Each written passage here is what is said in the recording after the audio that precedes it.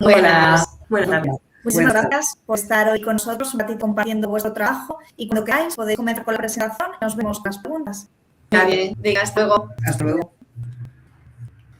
Pues buenas tardes a todos. Yo soy Inmaculada y voy a comenzar a hablaros de nuestro trabajo, que como han comentado, pues es un estudio del programa de cribado poblacional, en concreto del programa Precolon, que es el programa de cribado para el cáncer colorectal en la Comunidad de Madrid. Este programa es un programa que inició su actividad en el año 2015, pero no es hasta el año 2017 cuando se hace extensivo a todos los centros de salud. Van a participar profesionales de los dos niveles asistenciales, tanto de atención primaria como de atención especializada. Va dirigido a una población diana entre los 50 y los 69 años que no tenga ningún síntoma intestinal y que tampoco tenga ningún factor de riesgo añadido de PCR. Se basa en la realización de un test inmunológico que detecta sangre oculta en las heces y en función de resultados, si da positivo, pues se prosigue con una colonoscopia. ¿Por qué es tan importante la realización de este tipo de programa de cribado de cáncer colorectal? Los datos que hemos encontrado publicados, según la OMS, es que el cáncer de colon y recto, al que nos vamos a referir también como cáncer colorectal o como CCR, es el tercer tipo de cáncer más frecuente en el mundo. Y luego en España es que es la segunda causa de muerte por cáncer, ¿no? Por eso es tan importante este tipo de programa. Cuando nosotras hemos desarrollado este trabajo, que es un trabajo en el que hemos hecho una tarea importante de investigación bibliográfica, nos hemos marcado estos 5 objetivos. El primero es enmarcar legislativamente el programa Precolon. Después, demostrar que el programa Precolon cumple los 10 criterios establecidos por Wilson y Junger que establecen la validación de los programas de cribado. Por otro lado, hemos estudiado la relación coste-efectividad en esos programas de cribado que utilizan el test inmunológico de sangre oculta de heces. Por otro lado, también lo que queríamos era estudiar cómo era la difusión y la adherencia que había al programa desde el año 2017 al 2023, porque es ese periodo de tiempo cuando hay datos disponibles publicados por la Comunidad de Madrid. Ya por último, el último objetivo fue elaborar una encuesta para poder analizar el grado de conocimiento que tenía la población del programa Precolon. Voy a comenzar a hablaros del marco legislativo de los programas de cribado.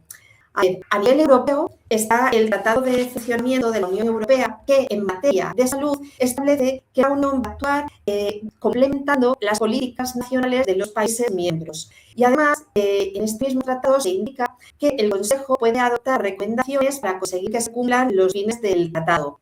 De esa forma, nos encontramos con 2 recomendaciones que son las que aparecen en la diapositiva. La primera de ellas es de año 2003. En esta recomendación lo que se dice es que se está invitando a los países miembros para que instauren programas de cribado del cáncer, ya que se está incluyendo que esos programas, uno de los cánceres para realizar esos programas sea el cáncer colorectal. Y posteriormente se publica otra recomendación que modifica la anterior, que es del año 2022. La modifica porque sí que habla de el tipo que hay modificaciones de las pruebas que se van a realizar, del procedimiento que tienen que seguir esos programas y además en esta recomendación se amplían los tipos de cánceres a los que se van a incluir en los programas de cribado. Por otro lado, como os comenté, otro de los objetivos era ver si el programa Precolon cumple los criterios de validación para poder instaurar según estos 2 autores. Lo que hemos hecho ha sido agrupar esos criterios en varios puntos. Los criterios relacionados con el problema de salud hablan de que para poder instaurar un programa de cribado, pues tiene que ser un problema de salud que sea importante, que su fase latente sea reconocible y que tenga una historia que sea entendida. Precolon lo cumple. ¿Por qué? Pues porque el problema de salud que se trata es el cáncer colorectal, que con los datos que os he comentado al principio, pues tiene bastante importancia. Por otro lado, la fase latente es fácilmente reconocible porque se emplea el test inmunológico de sangre oculta en heces y además también se conoce cómo son las lesiones, cómo van evolucionando las lesiones. Respecto a la prueba empleada, los criterios nos dicen que tienen que ser pruebas adecuadas y que además tienen que estar aceptadas por los pacientes. Precolon lo cumple porque la prueba que se realiza es el test inmunológico de sangre oculta en heces y además es una prueba totalmente aceptada por los pacientes porque no es invasiva, es una prueba sencilla, es cómoda de hacer, que se realiza en el propio domicilio. Respecto a las instalaciones, es necesario que haya instalaciones para el diagnóstico y para el tratamiento. El programa Precolon utiliza las instalaciones de los centros de salud, de los hospitales, en los centros de salud para los diagnósticos y en los hospitales para la realización de las colonoscopias en caso de que sea necesario. En cuanto al procedimiento, tienen que ser procedimientos que tengan una continuidad y Precolon la tiene. Y por otro lado, tienen que ser procedimientos en los que hay una claridad en el modo de actuar si hay alguna situación dudosa. Por ejemplo, si un test es invalidado, Precolon establece que hay que reiniciar todo el proceso. Y por último, en cuanto al costo, tiene que haber un equilibrio económico y así es mucho más, o sea, la inversión que hay que realizar en los programas de cribado, aunque es muy elevada, siempre va a ser inferior que la inversión que hay que realizar cuando está la enfermedad desarrollada. Respecto al estudio sobre la relación coste-efectividad de los programas de cribado que están basados en el test inmunológico de sangre oculta en heces, todos los estudios que hemos consultado hablan de 3 criterios. Siempre tienen en cuenta 3 criterios, que son los beneficios esperados para la salud, los costes de implantación del programa y la tasa de participación. Respecto a los beneficios que se espera obtener con un programa de cribado para la salud, hemos visto que las tasas de detección del PCR, al ser una detección temprana, se está permitiendo que se curen el 90% de los pacientes. Respecto a la tasa de mortalidad, ha extendido desde que están instalados estos programas en un 30-35%, con lo cual, evidentemente, pues, se ha incrementado la tasa de supervivencia. Y al ser una detección precoz, ¿qué sucede? La calidad de vida ha mejorado y que además los tratamientos que se tienen que implantar son tratamientos menos agresivos y son tratamientos mucho más eficaces. Y respecto a los costes de implantación, aquí en España está financiado por el Sistema Nacional de Salud y, como he comentado antes, siempre es mucho más barato financiar este tipo de programas que realizar un gasto para curar o para hacer que una enfermedad pues, pueda ser más llevadera por un paciente cuando su estado de enfermedad es más avanzado. Y en cuanto a la tasa de participación, se considera que es aceptable cuando es de un 45%, pero cuando supera el 65% es la tasa de participación deseable. Los estudios que hemos y todas las investigaciones que se han hecho hacen una comparativa de utilizar el test inmunológico de sangre oculta en heces y compararlo con el test químico de Guayabo y con la colonoscopia como pruebas iniciales. Entonces, en la comparativa como prueba inicial del test inmunológico de sangre oculta en heces respecto al test con el Guayabo, se ha visto que es muchísimo más efectivo porque es más exacto, más sensible el test inmunológico respecto a al Guayabo, porque es capaz de detectar una concentración muy pequeñita de sangre en las heces, mientras que el Guayabo necesita tener concentraciones más elevadas. Las lesiones que produce el cáncer colorectal son lesiones que producen hemorragias. ¿Qué pasa? Que estas hemorragias no son continuas, son hemorragias intermitentes. Y con el test de Guayabo se hace necesario realizar varias veces la prueba para poder detectar la sangre, mientras que con el test inmunológico no hace falta. Además de tener que hacerse nada más que una muestra, el test inmunológico no necesita realizarse ninguna preparación previa, mientras que con el de Guayabo sí. ¿Por qué? Pues porque hay determinados alimentos que interfieren y también algunos medicamentos. Cuando hemos visto la comparativa del test inmunológico frente a la colonoscopia, se ha visto que la tasa de participación es mucho más elevada con el test inmunológico. A ver, es una prueba que no es invasiva y que no tiene tampoco mayor complicación. Entonces, eso hace que la población se adhiera mejor, ¿no? Y que participe. Lo que sí pasa por contra es que las colonoscopias detectan más adenomas de bajo riesgo, pero el que haya menos detección por parte del test inmunológico se ve de alguna forma compensado por esa gran tasa de participación. Además, se está reduciendo la cantidad de pacientes a los que hay que hacerles colonoscopia, con lo cual disminuimos el gasto y además se evitan esas complicaciones derivadas de realizar la colonoscopia.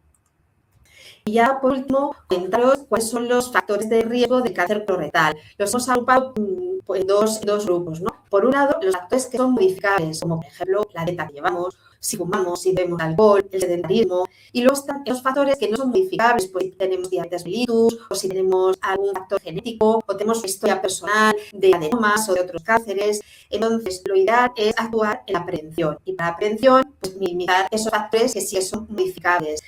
Hay unas recomendaciones que se recogen en un código europeo, que son las 12 recomendaciones del código europeo, que al final lo que establecen son medidas para que cualquier ciudadano las pueda adoptar y así contribuir en la prevención de este tipo de cáncer.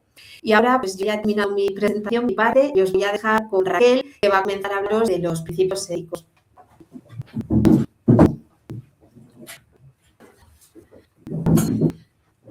Hola, buenas tardes. Gracias, Emma, por dar paso. Voy a continuar explicando que los programas de cribado son válidos y correctos cuando cumplen los 4 principios éticos, que son el de beneficencia y no maleficencia. Esto significa que tiene que producir un beneficio al máximo número de personas posible y no causar ningún tipo de daño ni físico ni psicológico. En el momento que causara algún daño, no sería factible la prueba. El principio de justicia y equidad, por el que todas las personas tienen la misma oportunidad de participar, sin discriminar a nadie ni por su clase social ni por su vulnerabilidad. El principio de autonomía supone que, dada la información al paciente de los beneficios y los riesgos que pueden producir realizar una prueba, es el paciente el que tiene la última palabra y la libertad para decidir si quiere someterse a esa prueba o no. No tiene que estar vacunado con ningún concepto. Entonces, tiene que cumplir estos 4 principios. Luego, pasamos de diapositiva. Las 2 siguientes diapositivas nos muestran cómo el programa PRECOLON es un programa multidisciplinar y multiasistencial. Comienza en atención primaria en los centros de salud. En la diapositiva se muestra la carta tipo que reciben los pacientes. Abajo, abajo. Voy a hacer un poquito más grande. Vale, a lo mejor así lo veo mejor. Vale, en la parte de abajo las instrucciones para la recogida de muestras que se haga correctamente y luego la sala de muestras donde se entrega. Si el resultado es positivo, pasamos a atención especializada con la realización de la colonoscopia en el hospital. Abajo tenemos una fotografía de la sala de reanimación, de anestesia o sedación y las consultas de gesto para el posterior resultado y tratamiento. Vale, en este esquema se explica paso a paso cómo se lleva a cabo el proceso general pre-colon. Primero, se elige a la población llana. Este dato se obtiene del programa informático Cibeles, que contiene el registro de ciudadanos de la Comunidad de Madrid que están inscritos en la Seguridad Social. Una vez seleccionados los pacientes de entre 50 y 69 años, de manera escalonada se les envía la carta de invitación que hemos visto antes y posteriormente a través de un mensaje o una llamada telefónica se confirma su participación o no en el programa. Si el paciente no acepta, se excluye temporalmente del programa, siempre dándole la oportunidad a que si quiere participar, puede hacerlo en cualquier momento. Y si el paciente acepta, se genera una orden clínica durante 3 meses con la que se autoriza a recoger el kit de cribado en la unidad de atención al usuario del centro de salud correspondiente. El paciente llega al mostrador, se identifica y el personal de admisión ejecuta la orden clínica entregándole el kit y el tríptico de instrucciones. En ese mismo momento, para asegurar la fidelización con el programa, se le da la cita para la entrega. Normalmente se hace un horario de mañana para que ese mismo día la prueba se lleve al laboratorio a analizar y no pierda propiedades. Cuando el día de la muestra trae la cita, la auxiliar de enfermería comprueba los datos del paciente y confirma que la recogida de muestras sea inferior a 3 días y que haya estado refrigerada correctamente para que sea válida.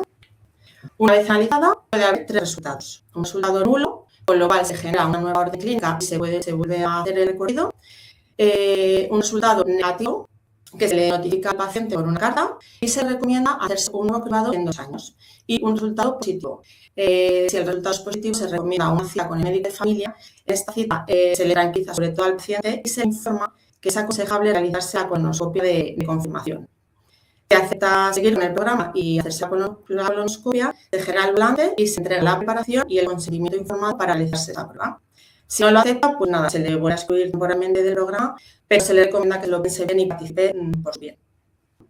Una vez realizada la colonoscopia de confirmación, se comunican los resultados del paciente. Pueden ser los siguientes: que no haya lesiones o que esta no requiera vigilancia. Entonces, se pautará con un nuevo test de sangre oculta dentro de 5 años.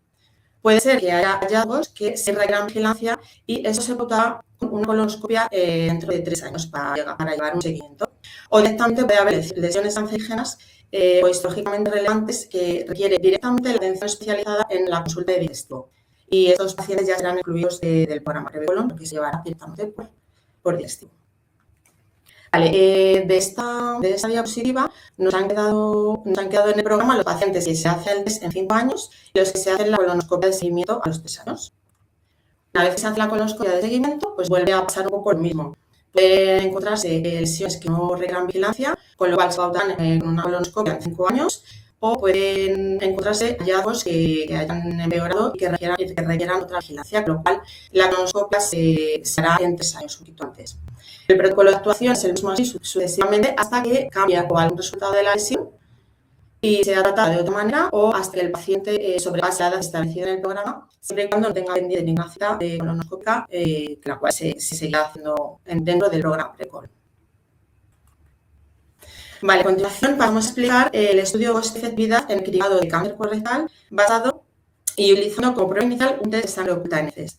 Se ha hecho el estudio relacionando los datos recogidos en las memorias de SERMAS, como son el número de personas que entregan el test, el número de colonoscopias realizadas, las neoplasias detectadas y los diagnósticos de cáncer. Todo ello multiplicado por el coste unitario del test de cribado, el coste de colonoscopia, el coste de tratamiento y el coste de la estancia hospitalaria en caso de diagnósticos de cáncer. Tenemos que decir que hemos encontrado un poco de dificultad a la hora de averiguar estos costes porque el SERMAS no publica costes oficiales, entonces los hemos cogido de otros estudios. Con todo eso, hemos podido estimar esta gráfica en la cual se refleja una subida de costes en el año 2017 debido a la implantación del pre-colon en los centros de salud y otro gran aumento a partir del año 2022 como consecuencia del esfuerzo realizado después del COVID para que se volviese a establecer de forma habitual el programa. Luego ya en 2023 pues, se establece un poco la participación y el coste. Los siguientes gráficos los hemos obtenido con los datos de la publicación oficial del Estado de Salud de la Población de la Comunidad de Madrid. van desde el año 1990 hasta el año 2023, es el último año publicado, y muestra la tasa de mortalidad del cáncer de colon y recto en hombres y mujeres. Vemos cómo disminuye a partir del año 2017, que es cuando entra en vigor el programa PRECOLON. Con lo cual, podemos llegar a la conclusión y podemos decir que la relación coste-efectividad está justificada con la tasa de participación y la tasa de mortalidad. Y yo termino mi parte y le doy paso a Miriam, que os explicará el siguiente punto, que trata de la difusión y adherencia al programa. Miriam. Gracias, Raquel. Buenas tardes a todos. Yo voy a encargar de exponer y abarcar la última parte de nuestro proyecto. En este apartado vamos a exponer la participación y la adherencia de la población al programa PRECOLON. De las memorias anuales sobre PRECOLON de SEMAS entre el año 2017 y 2023, que son las que tenemos publicadas actualmente, hemos recogido una serie de datos, como son el número de las invitaciones emitidas por parte de la Comunidad de Madrid, el número de test entregados por los invitados, el número de resultados válidos, las colonoscopias realizadas y el tipo y número de lesiones diagnosticadas. Con estos datos hemos podido calcular la tasa de participación, la tasa de adherencia y efectividad en cuanto a detección precoz de enfermedad. De 2017 a 2022 la participación no alcanza el 50%, por lo que se incrementa el número de invitaciones también para recuperar decadencia que generó el COVID. En 2023 se puede observar la alta participación de más del 80%, que el programa ha ganado ya confianza y además ha incrementado mucho la difusión, por lo tanto, este aumento de la participación. En cuanto a la adherencia, la definimos como el grado de seguimiento o de cumplimiento por parte del paciente con las indicaciones del programa. Es decir, si un test de sangre ultraneces da un resultado positivo, los pacientes completan el proceso realizándose la colonoscopia, ya que en caso de que no se le realizaran, estos pacientes estarían generando a sí mismos una situación de riesgo al poder desarrollar un cáncer colorectal sin diagnosticar.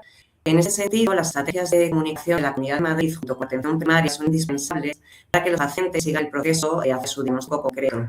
En la gráfica podemos observar que se mantiene una adherencia positiva a lo largo de los años que está implementado el programa. En cuanto a la efectividad del test de sangre ultraneces, podemos observar en las gráficas que a medida que aumenta el número de entregas de la muestra, también lo hace el resultado positivo del test, demostrando que en este caso es una prueba efectiva para detectar lesiones colorectales en fases tempranas.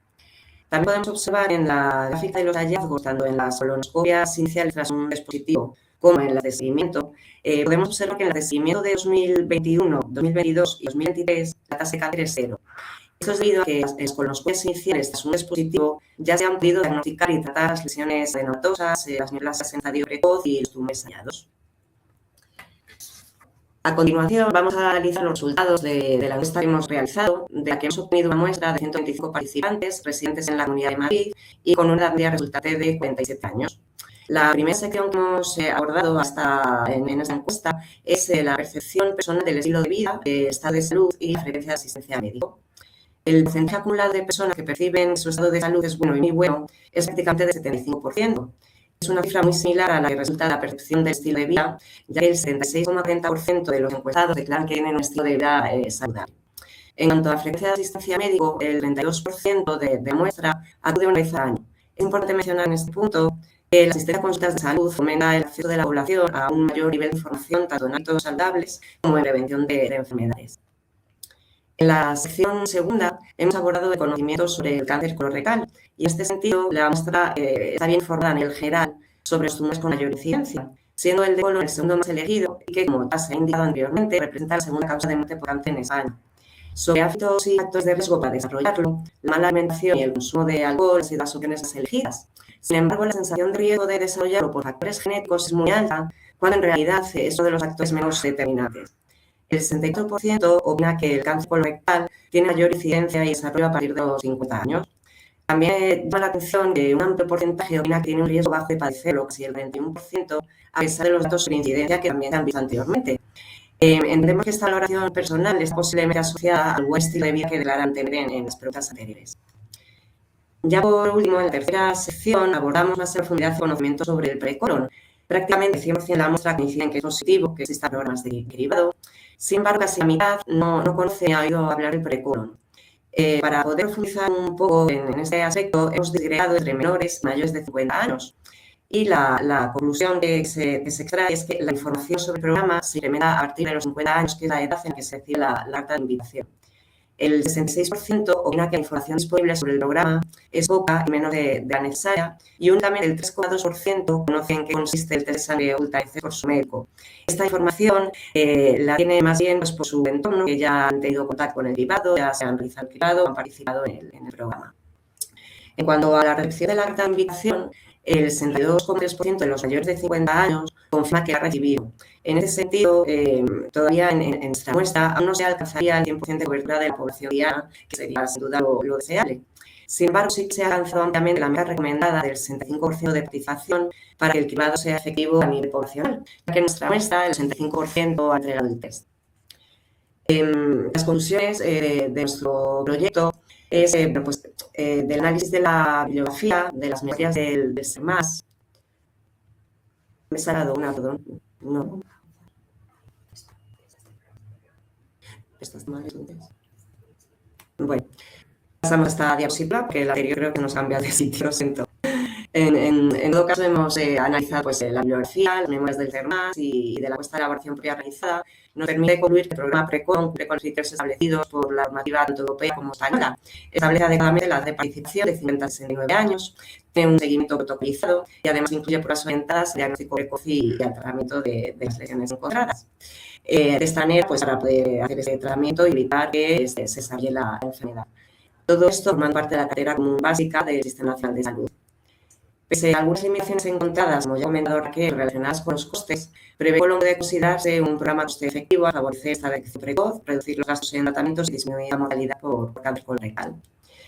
Y bueno, que no ha sido objeto de nuestro proyecto investigar la ampliación del cribado hasta los 74 años, sí que indicaros que existen estudios que analizan esta posibilidad y que abren futuras líneas de investigación. Y bueno, pues ya por último, los resultados de la encuesta además nos confirman que mejorar la difusión y el conocimiento del programa es esencial para aumentar participación y alcanzar su objetivo a largo plazo de dar al 90% de los pacientes mediante un diagnóstico precoz. Y sin más, pues bueno, os damos las gracias por escucharnos y esperemos que nuestro trabajo sirva para animar a participar en programas de cribado, que como habéis visto son pruebas muy, muy sencillas, pero muy eficaces que pueden salvar vidas.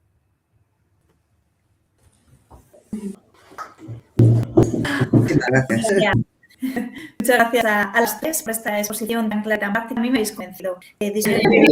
Disminuye mortalidad, aumenta supervivencia, calidad de vida y los costes en prevención, sus tratamientos sabemos que merece la pena. Vamos, me ha dado realmente claro. Vamos a ir un poco rápido porque vamos mal de tiempo, lo siento un montón, chicas. Una es la pregunta, ¿por qué se hacen los cribados? No sé si me la podéis responder. ¿Por qué en el 50 y 69 con probabilidades de ampliar a los 70? Pues verás, en principio está establecido ahora mismo así, el ampliar la edad de realización de estos cribados por debajo de los 50 años, cuando hemos consultado aquí en el hospital incluso a especialistas de digestivo que participan en este programa PRECON, nos comentan que los resultados, o sea, las mayores lesiones que encuentran, no las mayores lesiones, sino que encuentran más cantidad de lesiones a partir de los 60 años, con lo cual ampliarlo por debajo de los 50 años no va a aportar nada. Bien, empezando desde los 50 y luego el ampliado hasta los 74, en realidad, si ya se han estado haciendo todos esos cribados, esa persona o ya ha empezado a participar en el programa con 50 años, puede ser que ya no con 74 ya no tenga que estar, pero a lo mejor se han encontrado lesiones y ha seguido participando en el programa, pero igual es que llegado a los 74 años se ha encontrado algo, es que se ha estudiado antes. Entonces ahora mismo el programa tal como está, funciona.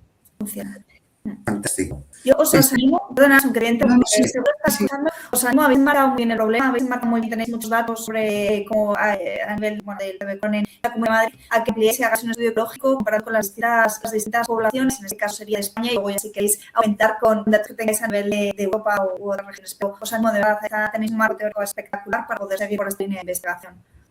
Muchas gracias, María. Muchísimas gracias también a las tres, enhorabuena por vuestra ponencia, ha sido fantástica.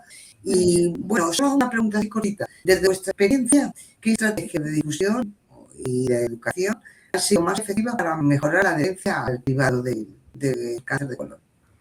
Muchas veces también es la experiencia de tu entorno personal. Pues familiares, que ya empieza a realizarse la prueba, al principio de manera un poco sorpresiva, ¿no? Porque no entiende muy bien la carta, asustan un poco cuando la recibe, porque saben de neoplasia, cáncer, claro, asustan un poco. Luego ya saben la prueba y es tan sencilla que al final se acaban haciéndosela cada 2 años, ya como con una rutina. Lo tienen como una rutina y ya se la van haciendo. Eso a su vez hace que lo hagan con el entorno. Pues a mí me toca el mes que viene, pues a mí todavía no me ha llegado. Pues claro, me toca, o por ejemplo, cuando van a cumplir los 50, el otro día escuché una conversación que decíamos, yo ya puedo cumplir los 50, ya dentro de nada me toca. Claro, es una revisión para tus Entonces al final es tomar como, sí, que tomen como una revisión más. Sobre todo al final es hacer una prueba, que vas al centro de salud a recoger el kit, que te lo haces en tu casa, que solo tienes que hacer una vez, que no es complicada de realizar y que sea recoger el kit era entregarlo, el inicio, ¿no? Y suponiendo que todo vaya bien, pues que ahí, ¿no?